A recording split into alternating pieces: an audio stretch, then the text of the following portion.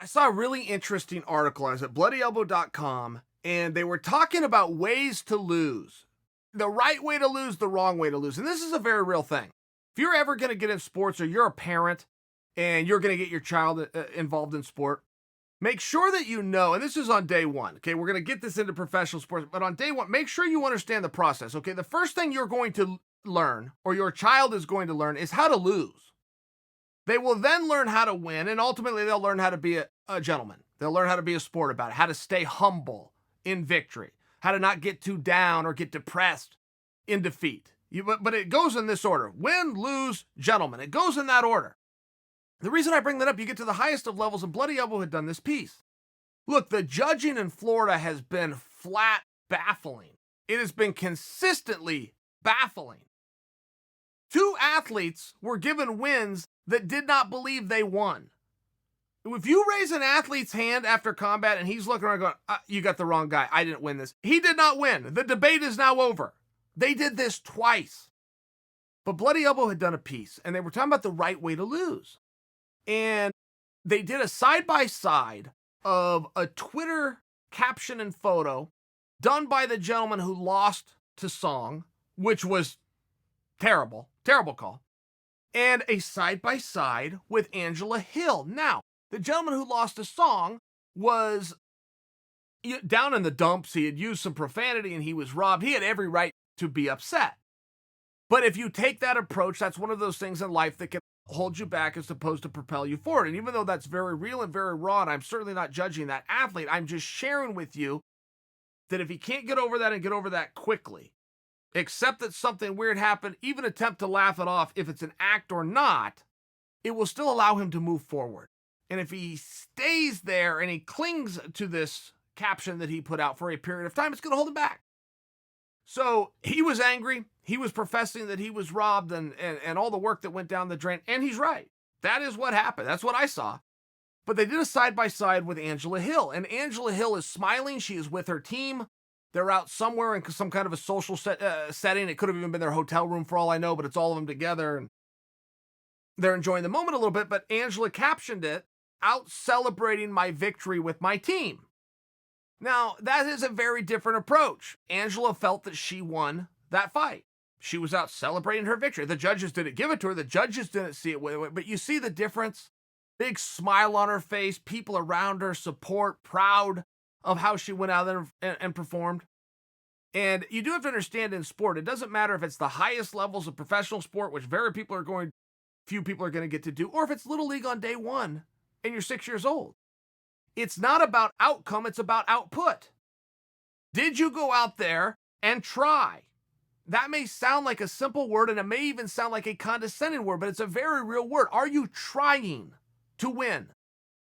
If there's 10 seconds left and you're behind on points, are you trying to win?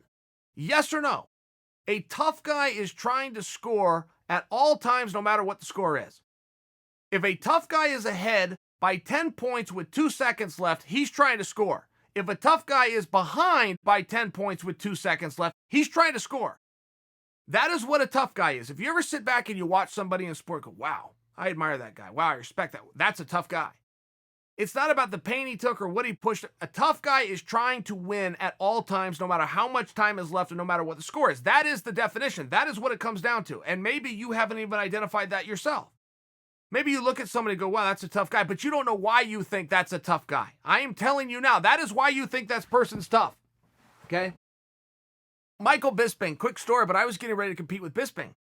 And I called Rashad Evans' coach, Michael Van Arsdale, because Rashad had competed with Bisping. I talked to Mike Van Arsdale. I'd known him for forever, wrestler. And he said, man, Chael, the one thing you're going to have to deal with Bisping is he tries hard. And that sounds simple. He tries hard. Who doesn't try hard? What does that mean? After I competed with Michael Bisping, I knew exactly what it meant. There is never a time when he's not going to try to win that fight. Ever. You are never going to get a breathe. You are never going to get a moment off, and he is never going to quit trying to get you out of there.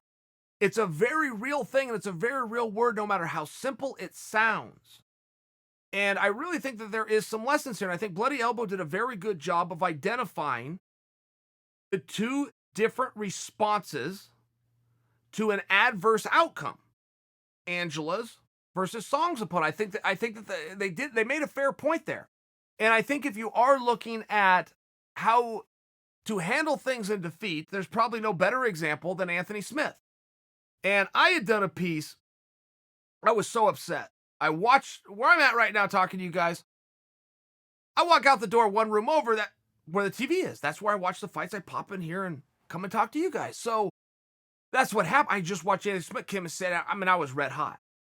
Anthony gets a hold of me about 1 a.m. and says, hey man, you need to calm down. And it's by text message. I don't see it that way. Are you okay? Are you in one piece? I'm fine.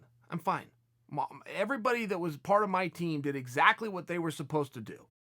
And some people are judging us because they think that we push it too hard or we go too far. But this is my call. It's my choice. It's my team. And this is what I wanted. Period. I don't agree with you, Anthony. I do not agree with you. And I don't like that as a long-term play. But I also can't push back. You are a grown man. And if you're telling me that I'm stepping out of bounds here, I got to accept it. And Anthony came out and he spoke out against it. He has defended everybody on that team. He has said that he was misinterpreted in a couple of ways. He has said that it was a hard fight. He agrees that he used a lot of energy in the first round and it wasn't spread out. And he agreed with a lot of things, but at the same time, he says, I have a way I want to do my career. And rule number 1 with Team Lionheart is we do not quit. The end. Rule number 1. And if you go back and look at it, it wasn't just his night in there with Glover, guys. Don't forget what happened the night he fought John Jones for the World Championship. John Jones cheated in that fight. A foul. Did something against the rules. And it was a situation where the referee came over to Anthony and asked him if he could continue. If Anthony said no, that fight would have been stopped and John would have been disqualified. And there's some intricacies within the unified rules depending on what jurisdiction you're in. But in Las Vegas, if the referee signals point taken away for an illegal move, when he then comes to the fighter who was fouled, it is now not a judgment call. They do not go to the cards. It is not a TKO against him like you saw with Chris Weidman versus Gegard Mousasi when this was in New York. In Nevada, of which Anthony knows the rules, he knew what happened when that referee came over and privately asked him, are you okay? He knew full well, if I say no, I leave here the champion of the world. And I set myself up for a 7-figure payday rematch with John. But it would have meant he had to break his rule, which is I do not quit. So when Anthony comes out and tells you, or he tells me in private on a text message, this is my rule, this is the way it is, and that's it, and you and everyone else is going to have to live with it, he is not being insincere. I wish he thought a little bit differently. I admire it, I respect, but I do wish that he thought a little bit differently. But perhaps he is right, and perhaps that is not my place.